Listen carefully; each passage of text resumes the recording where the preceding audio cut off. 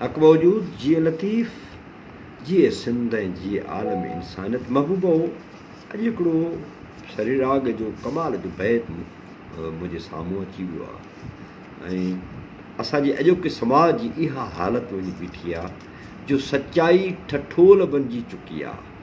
माण्हू उन ते ॾंद टेड़े टहक ॾियनि था, अड़े ही ईमानदारी पियो करे, यानी रियासत जो करप्ट थियण त एॾो वॾो मसइलो कोन्हे को, पर समाज जो करप्ट थियणु केॾो वॾो मसइलो आहे। ऐं उते ईमानदारी सां, अख़लाक सां, फज़ीलत सां पंहिंजी ज़िंदगी गुज़ारणु हिकिड़ो ऐब थी पियो आहे। ऐं लतीफ़ साईं खे हिन शइ जी ख़बर हुई, लतीफ़ साईं खे हिन शइ जो मुकमिल तौर ते इदराक हुयो, तॾहिं त चयईं अॻियो काओ कच माणकनि मोट थी।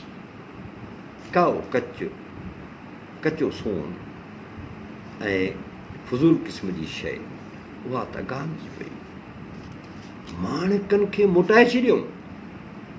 यानी उन्हनि सचनि माण्हुनि खे मोटायो वियो जिन समाज खे तब्दील करणु, इंसाननि खे तब्दील करणु, इंसाननि जी ख़ुशहाली जा ख़्वाब ॾिठा, उनजे जियापे वकार जा ख़्वाब ॾिठा, उनजे अज़मतुनि जा ख़्वाब ॾिठा, उन्हनि खे उन्हनि मोटाए छॾियो त तव्हीं चरिया आहियो। ऐं तारीख़ में ईअं ई थींदो रहियो आहे त जेके बि जीनियस माण्हू आहिनि उन्हनि खे चरियो करे ऐं उन्हनि सां वॾा वैल वहाया विया, पर पोइ बि हू सच तां हथु न हुननि खयों, पोइ बि हू सच ते बीठा रहिया।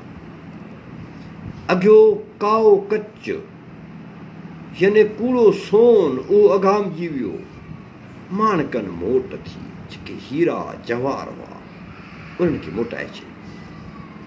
पला पायो सच आछींदे लॼ भरा, ऐं पंहिंजी झोलीअ में सच खणी घुमी रहियो आहियां, पर जॾहिं उहो ॻाल्हायां थो ऐं कंहिंखे ॿुधाइण जी कोशिशि थो कयां त लॼ थिए थी, छाकाणि त हिन पासे रुॻो कूड़ ई कूड़ जो जहान आहे।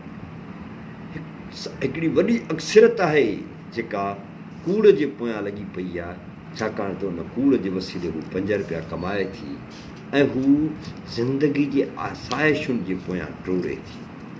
ज़िंदगी जूं ज़ाती आसाइशूं छा वतन खां मथे आहिनि, छा असांजे क़ौम खां मथे आहिनि, छा असांजे समाज खां मथे आहिनि? उहो समाज जेको पीड़ाउनि जे आख़िरी इम्तिहान खे छुई रहियो आहे, उहो समाज जंहिंजी अक्सरत 3 वक़्तनि जी मानी नथी खाई सघे, उते बि जेकॾहिं सच न अघामिजे, उते बि जेकॾहिं सच न ॻाल्हाइजे त आख़िर कॾहिं सच ॻाल्हाईंदासीं? ज़िंदगी ॾाढी मुख़्तसिर आहे, कमाइण ते अचिजे पैमान थी करे ऐं दौलत गॾु करण ते अचिजे त किरोड़े रुपया केर बि गॾु करे सघे थो, पर छा दौलत सिर्फ़ु नोटनि जो नालो आहे? छा दौलत सिर्फ़ु उहे नोट आहिनि जिन सां असां ख़रीदारी कंदा आहियूं?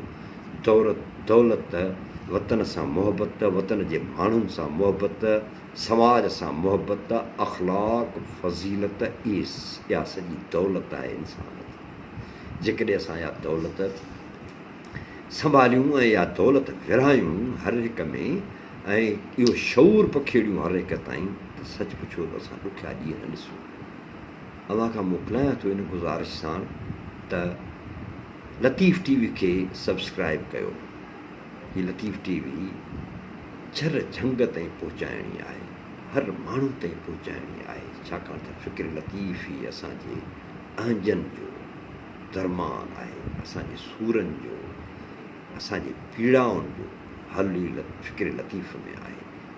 हक़ मौजूद जीअं लतीफ़, जीअं सिंध, जीअं आलम इंसानियत।